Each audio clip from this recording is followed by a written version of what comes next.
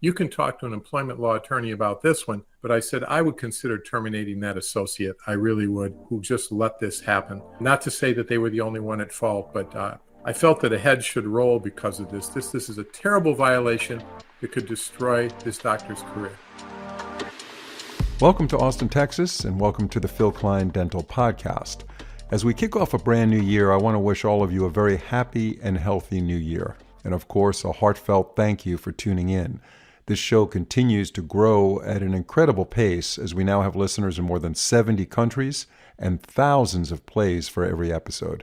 I'm truly grateful for your support, and I'm excited for what's coming ahead in 2026. I think you're going to really love the episodes we have planned. So in our first episode of the year, we're going to be talking about something that a dentist experienced in her office after returning from a very relaxing vacation.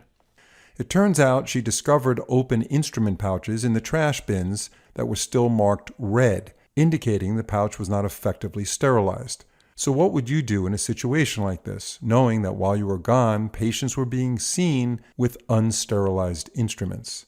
To tell us all about it is our guest, Dr. Karson Carpenter. He is a dentist and expert in OSHA, Infection Control Compliance, HIPAA Compliance, and is founder and president of Compliance Training Partners. Before we continue, I've got to give a shout out to our sponsor, NSK. These folks are the real deal. Their air and electric handpieces are not only top tier, they're the highest rated in the industry, peer-reviewed by Dental Product Shopper. Their Timax Z99L electric handpiece actually scored the first ever perfect rating, and the Timax Z990L is the most powerful handpiece on the market. So do yourself a favor, check out everything they offer at nskdental.com and take advantage of their free trial by reaching out to your local NSK rep. I've heard this many times from many dentists. Once you start using NSK handpieces, you'll never look back. Dr. Carpenter, thanks for joining us today. Phil, thank you. Great to be back again. So as I mentioned in the introduction, Dr. Carpenter, the dentist came back from vacation and saw some things unexpectedly that I'm sure she was not very pleased to see, and that's where it all began. So tell us how this all played out. Well, I think it's a great story for all of my colleagues to hear. And it's funny, I never thought about the comparison you made, but yeah, we're kind of a true crime show here for dentistry. But I try to pick stories that really are applicable to our colleagues out there because I'd like to help them. I'd like to protect them, particularly the young doctors who maybe own their first business and don't realize where their vulnerabilities are. And this is a real cautionary tale for every doctor out there, general practitioners, every specialty. This just that it happened in a pediatric office. And let me tell you how this went. And a lot of times we get people who contact compliance training partners. They need maybe safety products or training products, but they think these bad things can never happen to them. But you tell me if this couldn't happen to you. So we've got a pediatric office with an owner and an associate. Now the owner is over the top careful with infection control, very detailed, does everything right. She goes on vacation. The associate's in charge. Well, she was away for about 2 weeks, thought things went pretty well, a couple bumps here and there, but everything went pretty well. She got back, and being an owner, a detailed owner, she comes into the office the night before on a Sunday night. She gets back on a Saturday. She comes in on a Sunday. How's everything in the office? She's the only one there. She looks in the waste cans, and she sees a couple of sterilization pouches, the disposable sterilization bags, the ones that have internal and external indicators. We all know those indicators turn from red to black, right, when they're in the autoclave. She sees a number of them torn open, thrown away that are still red. She starts checking other rooms. She starts checking the sterilization room, the disposal baskets in there. Anyway, to make a long story short, there's a whole lot of pouches that haven't turned black. So now she's panicked. What happened? What happened while I was gone? Well, I'll tell you what happened is she was gone and the inmates were running the asylum. The associate had no control over the practice. They were stuffing the autoclave full of cassettes, of instruments. Now, you can have the best autoclave in the world, but if you don't have steam circulation, you've got a problem. So they weren't following the rules of the road. It turns out as she started to talk to some employees. This had been going on for over a week. So there were literally possibly over 100 patients worked on with questionably sterilized instruments. I mean, can you imagine how disastrous this is? Now, why did this happen while she was away? Don't they have an infection control coordinator still on staff, or somebody who is held to account on making sure that the instruments are sterilized? There's not anybody there that does that just because the owner goes on vacation? That's the perfect question. I'm so glad you asked that, because that's what I really want to talk about. Is as dentists, we sometimes run our business and don't delegate the things that we should. Don't hold people accountable like we should in a number of different areas. When she had her finger on the button, everything was fine. But you're right, Phil. What she didn't do is she didn't have somebody who was empowered to be in charge of infection control and OSHA. She took on most of that responsibility. She didn't have somebody who had the authority and the confidence to say to this young associate, look, Dr. X, you're not doing it right. This isn't what we're doing. This is what's going on. There wasn't a program. There wasn't training for the whole team. There wasn't written policy. This system could only work when she was on site. And it's easy for that to happen to any of us. So she was actually doing that herself as owner, or she was supervising it, or because she was there, somebody was doing it properly. And then when she left, they said, okay, the boss isn't here. Like the old saying, when the cat's away, the mice come out and play. It turns out, it appears as if there were a couple of employees who started slacking off. Another employee who noticed what was going on didn't have the confidence to say anything. The doctor wasn't really interested. The doctor just, went into work and went home. Wasn't an owner. Didn't feel that they were vested in the practice. Apparently, everything went wrong, and it all goes to show you've got to have training of the whole team.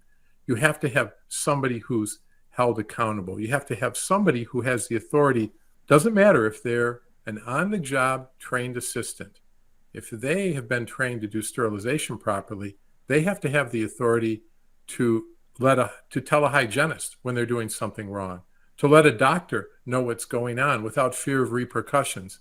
I always say to have a culture of safety, you've got to have communication. It can't be a me doctor, you not type of environment. And that's kind of what they had there.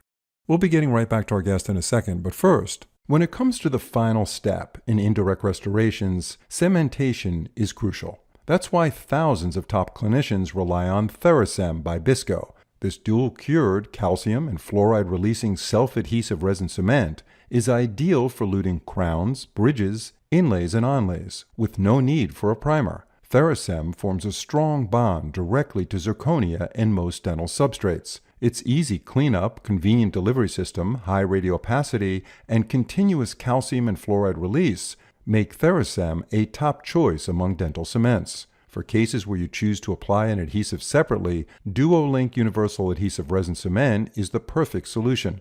Compatible with all dental materials, it works seamlessly with Bisco adhesives, such as Z Prime Plus and Porcelain Primer, ensuring optimal strength and adhesion. It's time to get the most out of your indirect restorations with Bisco's advanced dental cements. To learn more, visit bisco.com. So how did you find out about this? Did the owner reach out to you and say, Dr. Carpenter, here's what happened. What is my responsibility at this point? Because I don't know to what extent these unsterilized instruments are going to affect the patients that were treated by them or with them. We have a lot of doctors, a lot of managers across the country reach out to us because we've been through so many OSHA inspections, public health department inspections, HIPAA inspections. And in this case, this doctor had worked with us for many years, contacted us with concerns. What should I do? I mean, you stop and think about it. In her mind, what was going through her mind was, I don't want to report this because it's going to be so destructive to my practice. Yet, I think I need to report it. Well, we worked with her.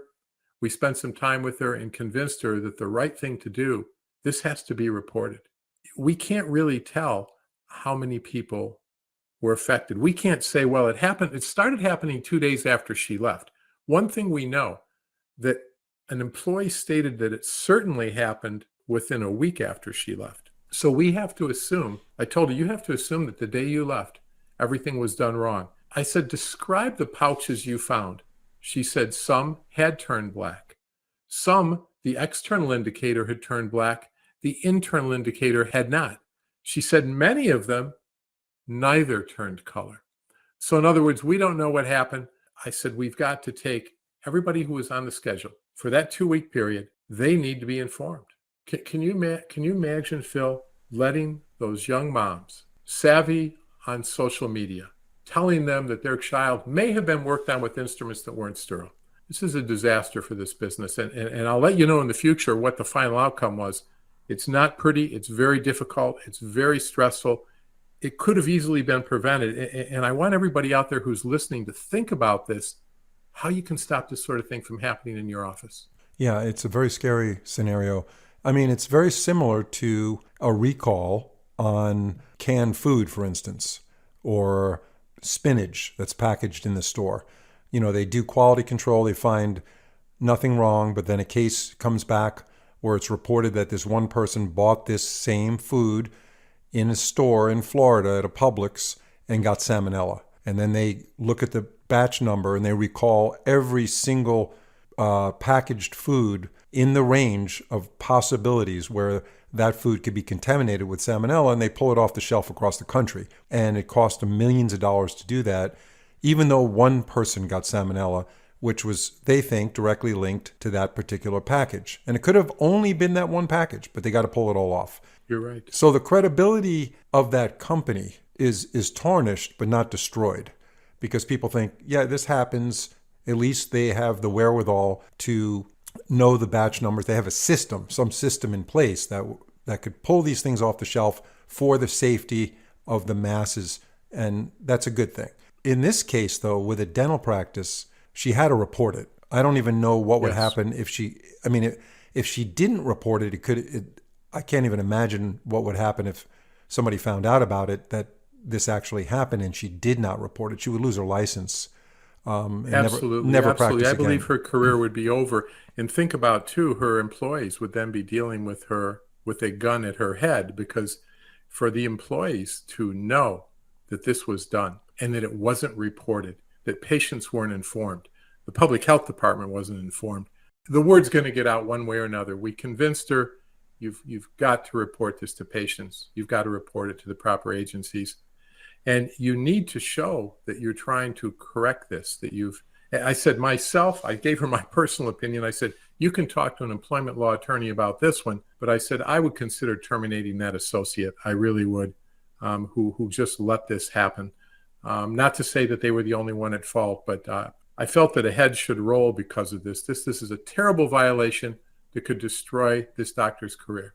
I certainly think it's appropriate to get a good PR person to craft a letter to those parents of those children that were getting services in that practice during the period of this infection control mishap. The risk of transmission of disease should be clearly laid out, that it's not high, maybe possibly some symptoms to look for related to blood-borne diseases that could have been passed from one patient to another.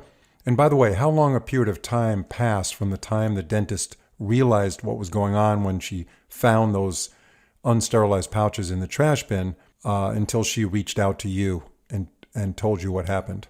Right away, within 2 days of her returning and finding. In fact, I think she called us on a Tuesday. She arrived home on a Saturday, found out on a Sunday, called us on a Tuesday. And we've been working with her since. And one of the things we told her, too, is I think it's very important that you get your written protocols and your training up to speed. That first of all, everyone is going to, it's human nature. You're going to cut someone more slack and be less judgmental if you see that they're trying to do the right thing.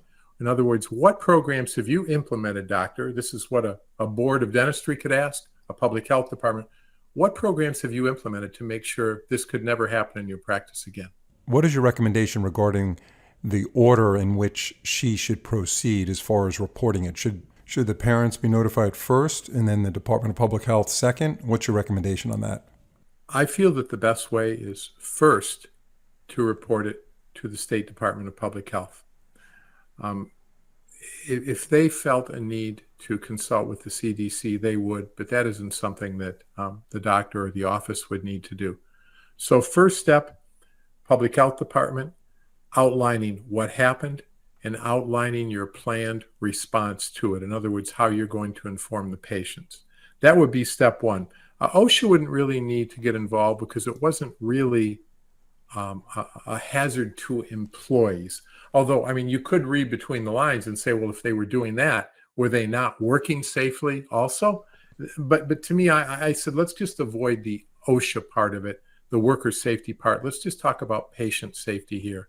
So public health first, patient second, and the public health department would also give them some guidance about post possible exposure monitoring that might need to be done. What about the insurance company for liability? Would you want to report this to the insurance company at this point in time? Absolutely. Yeah, so that's a Absolutely. big thing. You'd want to report it to a malpractice carrier so they're on board right away, so they know what's going on.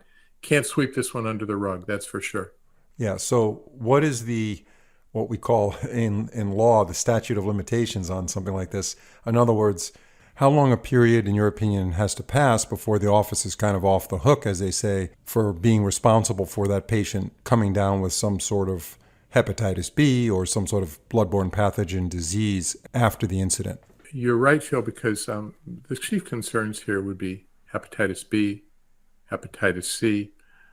So typically, again, we would want to follow whatever the public health department says, but typically the CDC would say that you would want to follow them up for at least 6 months. Mm-hmm. And as you stated, a bloodborne disease that was contracted or that showed transmission later than that probably was from another source, not from that office. Right. So 6 months would be a reasonable time frame to say that this patient has not shown any symptoms, has been tested.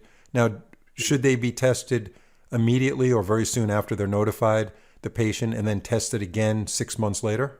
That's normally the advice the public health department would give, right? To run a rapid hepatitis B, C, and HIV test on those patients.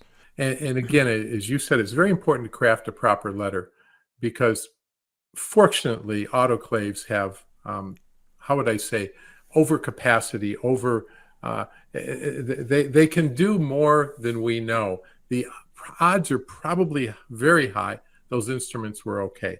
I think that the odds of transmission of disease from this incident are probably low, but they're not zero. That's the problem. So you're right, a properly crafted letter to reassure patients and describe the follow-up is so important here. Yeah, I mean, the only good news out of this is that it happened in a pediatric practice, which, again, it's a horrible story, a terrible situation, but at least the likelihood of HIV being in a kid, Yes. it's unlikely unless they had a blood transfusion. And hepatitis C and B, that's possible. But if you were in an adult practice, then you're looking at, I think, more risk in the transmission of certain diseases that might be more prevalent in adults than they are in children. So let's talk about, Dr. Carpenter, what happens now to that practice. You did mention that you recommend an HR change. The person who was responsible for this, the dentist who was in charge when the owner was on vacation, should be fired. What else do you foresee happening to this practice as far as the ramifications from this incident? And what other things should the practice be focusing on and doing related to this incident? First of all, I think it's very important that everything be documented. Everything, how it happened, because memory fades over time. So we asked her to carefully document this. At this point, the associate doctor is still employed there. I said, again, talk to an employment law specialist, an attorney, but I think at a minimum, a letter of reprimand, a formal letter of reprimand needs to be in that file. We need to show that you didn't just accept this, that you were very upset, that you took action, that you notified the proper authorities. I'll know more about this. Probably next time we talk, I'll know what some of the outcomes were. Let's face it, she's going to lose patients. There are going to be a certain percentage of patients that say, I just don't have confidence in that office. I'm not going to go back there. I said, you're just going to have to deal with that. But to me, more than anything, the only good thing, I guess, that would come out of this is for the people who we're reaching on this podcast. Think how really easy it is to stop this. It's not rocket science. It's having training. It's having a written infection control manual. It's putting somebody in charge, holding them accountable, and creating an environment in that office where someone can say, hey, I see you didn't do that, and nobody gets mad. This is the lesson for everybody out here. It could have happened to any one of us. There's no question, Dr. Carpenter, accountability is key. Somebody needs to be responsible for those instruments. And when that dentist went away on vacation, everybody thought someone else was watching the autoclave, and it was just really unfortunate. Poor communication, poor preparation, nobody accountable. And these are all the components to a recipe for disaster. So I agree, this could happen to any office. Let's all be prepared for it. We really appreciate hearing your viewpoint, Dr. Carpenter. You have access to these kind of nightmarish stories, which kind of compares to true crime podcasts where we vicariously listen to these kind of bad situations that happen to other people. Makes it kind of interesting for us. Lessons learned here. And we hope that the next time we talk to you, the issue with this pediatric dentist is resolved in the best possible way. Thanks again for your time, Dr. Carpenter. Thanks for joining us. I'll look forward to seeing you next time, Phil.